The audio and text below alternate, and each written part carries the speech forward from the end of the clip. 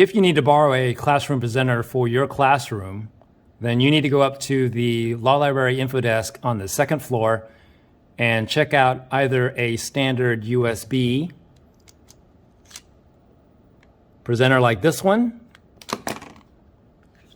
or if you have a newer notebook that only has USB-C, this one actually has USB-A and USB-C. In order to connect your presenter to your laptop, you just take this piece, which pops out here, and you put it in the USB-A interface of your laptop, like so.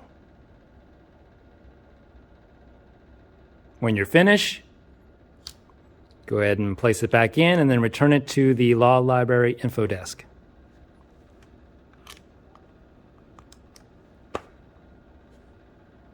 If you're not using your laptop and you wish to use the workstation at the podium, then you need to plug this in at the desktop here. It's all plug and play, so it's all good.